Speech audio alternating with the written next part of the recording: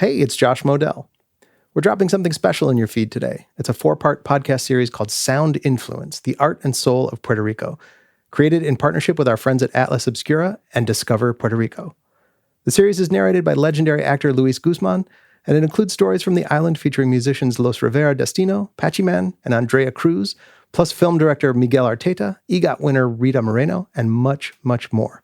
The podcast utilizes not just interviews, but field recordings, original sound design, and original compositions to tell some of Puerto Rico's most compelling stories. Check it out.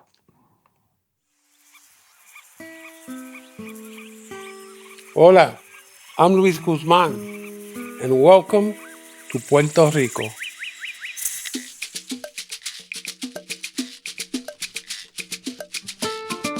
I'm here to guide you deep into the place I love the most in the world. As fellow travelers, we will hear stories from some of the most brilliant Puerto Rican musicians, writers, and filmmakers. Artists whose work and creative genius are shaped by the heart and soul of the Caribbean.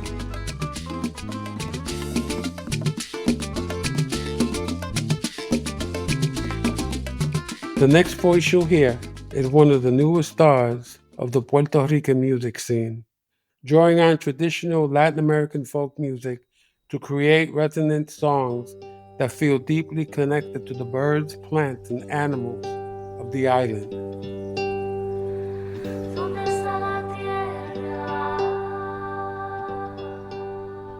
Hi, I am Andrea Cruz, a singer-songwriter and artist from Puerto Rico. I was born in the town of the flowers, that is Aibonito.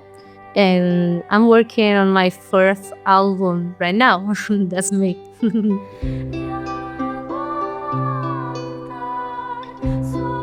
When Andrea thinks back to the sounds of her childhood, unsurprisingly, what she recalls is music, música.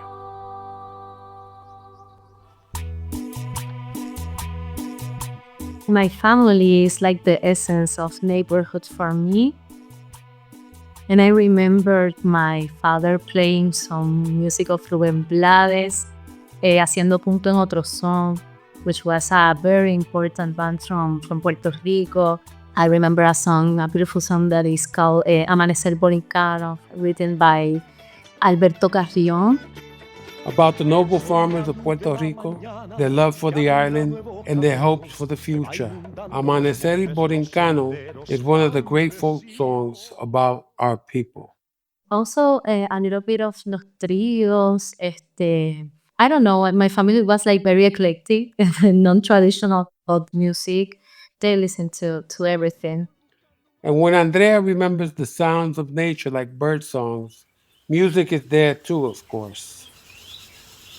I remember about the birds, but also the merengue with the birds. That's something that I miss. The merengue was something very important in the neighborhood and in the parties. I grew up in the town of Aibonito, that is in the middle of the archipelago, so it have a lot of textures of the nature and in the environment, and el viento inside of the mountains. That's something that I remember. Growing up, Andrea looked for music that she really connected to, but it wasn't salsa, bolero, or merengue. Something that is very important for me was the Latin American folkloric music. And just to say just a few of artists, Mercedes Sosa, Violeta Parra, Victor Jara.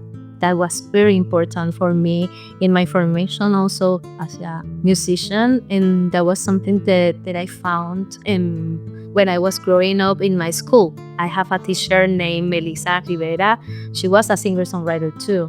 And she presented me those music. And also a song that is more about Puerto Rico, Albomoin from Roy Brown. That has that texture of Latin American and the Nova Trova. I think that it gave me like a place in the world. I feel like identify with that. When I saw her with her guitar and that peaceful sound and that contemplation and that reflections of her music, it impacts me. Still impacts me right now, still. The songs Andrea's teacher introduced her to showed her a path, and it organically led her to try and capture the essence of the wilderness in her music of nature, not the city. As I mentioned, I grew up in Aibonito, and it's a town with, it's a little bit a cool town, and also a little bit isolated from the city. So that kind of things are in my lyrics and in my music, and too, is that sense of being away from the city, so you can like get closer to that experience. I think that for me it's more strange the cities. I don't know. It's very natural and it's very normal for me to have that landscape and always going through my songs. And also the narrative that I always looking forward is to try to evocate an ambient and also a landscape for the ones who listen.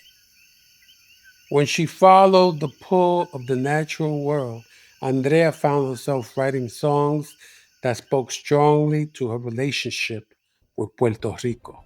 I have a song named Caminero, Se pasea en las mañanas y en cada momento. which is about a little bit of the aesthetic and the construction of the houses that were constructed on the 18th century here in Puerto Rico.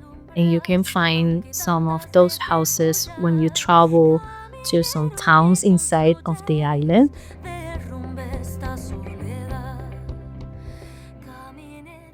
Also, Vernos Crecer. Vernos Crecer is another song that is like a story that you are taking distance from one place to another.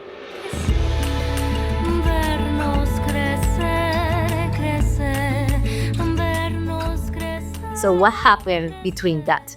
In Puerto Rico, you have to drive to go to another town, and so you have that space to think about all distance and to watch about the environment that is around you.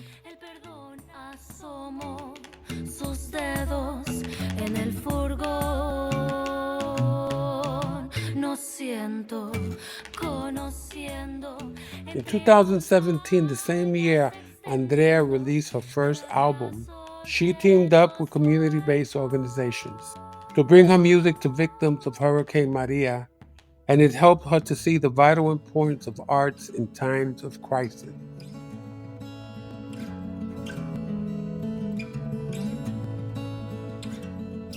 I think that music makes us closer and also help us to go through that moment that brings the importance of the music in our culture and also in our community and in our country.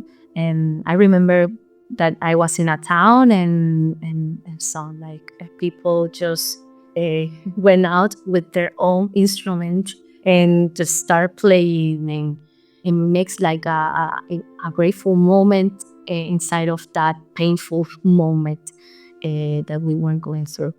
And that was very powerful for me and reaffirmed that I really want to write about things that happen in Puerto Rico. Andrea's own music captures the different and distinctive quality of Puerto Rico, but she loves to champion all of the vibrant art and history of the island. From Taller Salud in Loíza to Casa Histórica de la Música in Calle, guess what? That's where I'm from. Or the Convento Portal Celi in San Germán. It's about the cultural activities, all that activities that every single day we can enjoy, not only in San Juan, in all the municipalities. Wow, there's a lot of things happening in a lot of artistic disciplines: teatro, danza, artistas plásticos, música. Also, the creative way that we are always looking.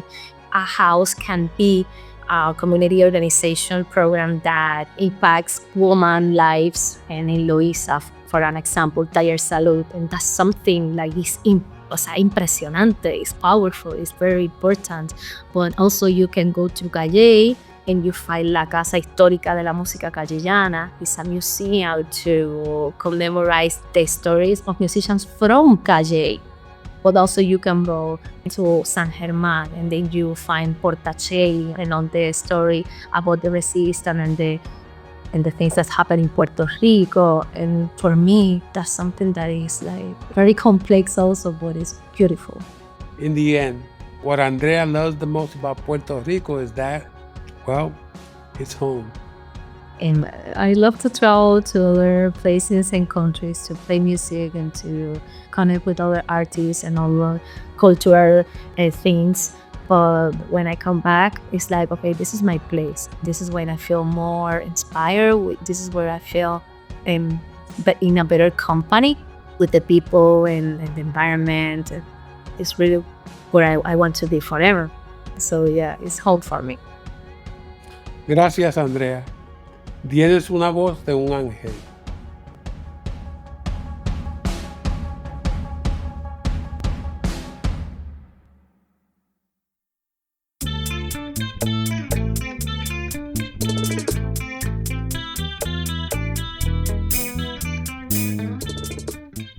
Now we move from a rising star of Puerto Rican music scene to maybe the most successful Puerto Rican filmmaker ever, the director of such great movies as Chuck and Buck, The Good Girl, Cedar Rapids, and Duck Butter.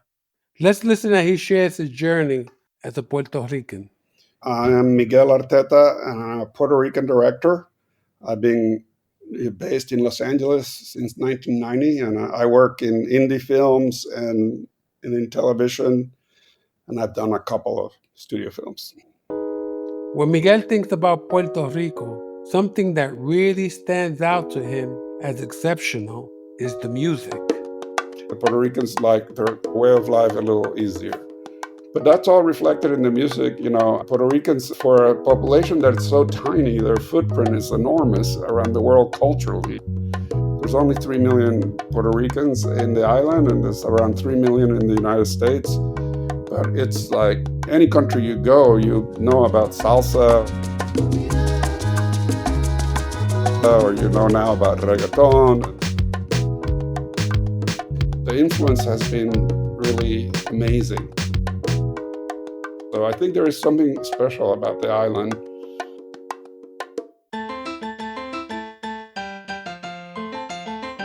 When Miguel was young, music was a really significant part of his life in Puerto Rico. I really like the salsa. Celia Cruz had left Cuba, obviously, and gone to New York and Puerto Rico, and had really been a big influence of that, and Willie Colon. So the salsa was really, really fun in my time.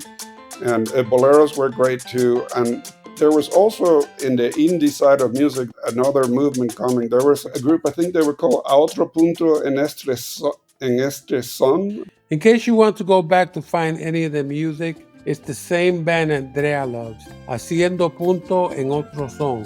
Back to you, Miguel.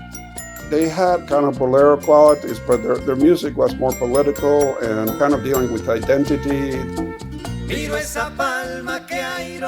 were taking the space of Bob Dylan or groups like that in the 70s in Puerto Rico. I went to see them. My sisters were big fans and went to see them many times. When Miguel thinks back on his childhood in Puerto Rico, his memories of the island are vivid. I grew up near San Juan in a neighborhood called Río Piedras. Everything is pretty near the water in Puerto Rico, but it's definitely tropical. And the smells and the heat, when you come out of the airport in Puerto Rico, that heat is very specific. You know, you're there.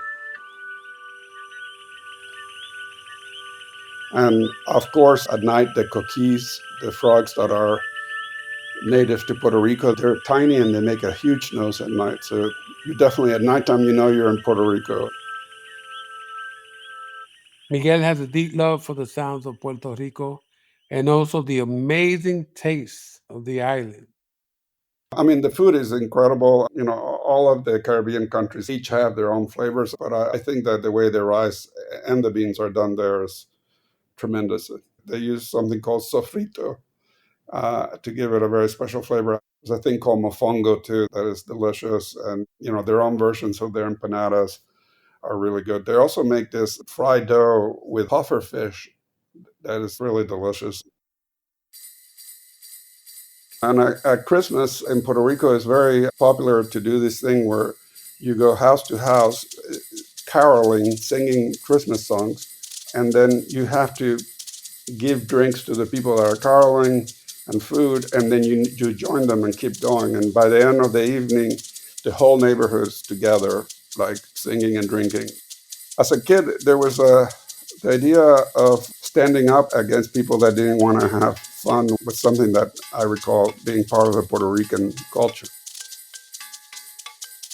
Growing up, Miguel always knew just how special Puerto Rico was, even when he was far from the hustle and bustle of San Juan.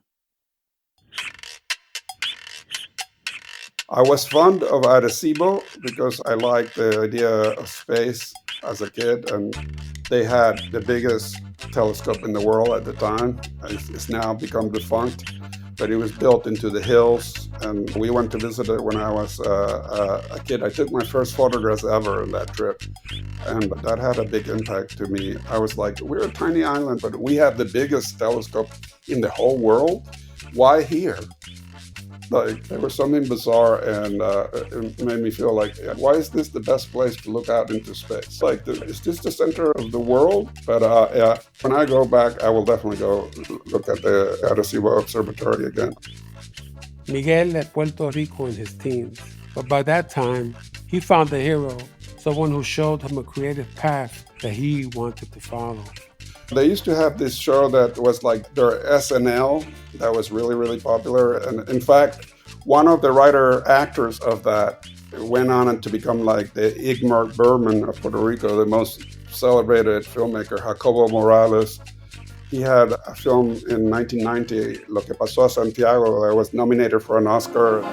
Lo que le pasó a Santiago, una película de Jacobo Morales. Like serious cinema, but yet he was one of the funniest people in the island on television at the same time. Seeing that show definitely influenced me a lot. And just seeing that the relationship to mainline culture also, I don't know, it gave me a feeling of being like, maybe Americans are not as self-aware as what they think, you know? And maybe that gives me an opportunity to go and observe that culture and be able to tell some stories.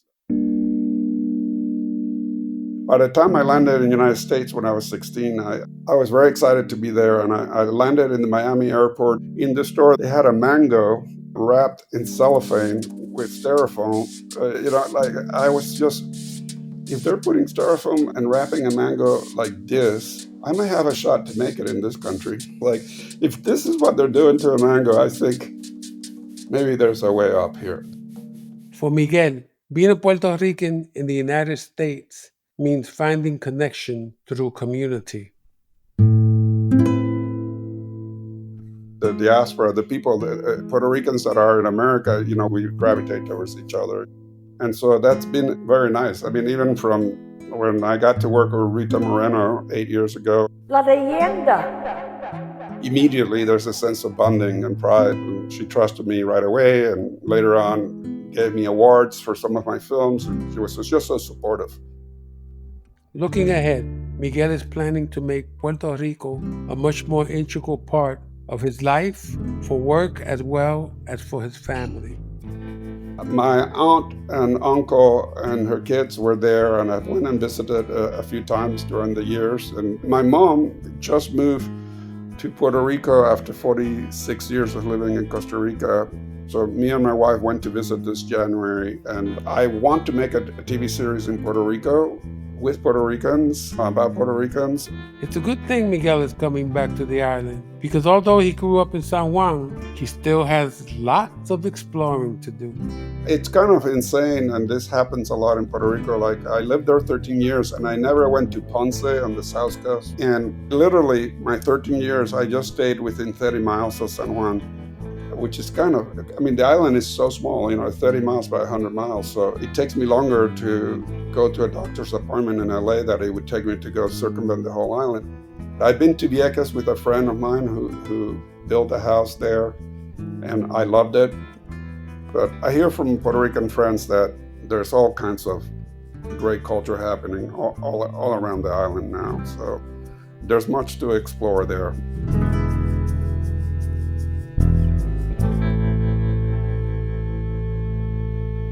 And as he looks ahead to spending much more time in Puerto Rico, Miguel feels inspired by the vibrant, creative community here and the good it's doing on the island.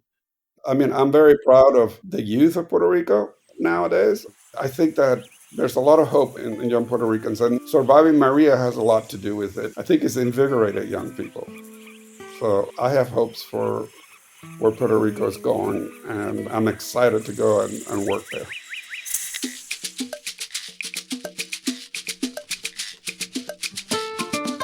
Thank you, Miguel. And your Puerto Rican show sounds great. Keep me in mind, bro. Hit me up.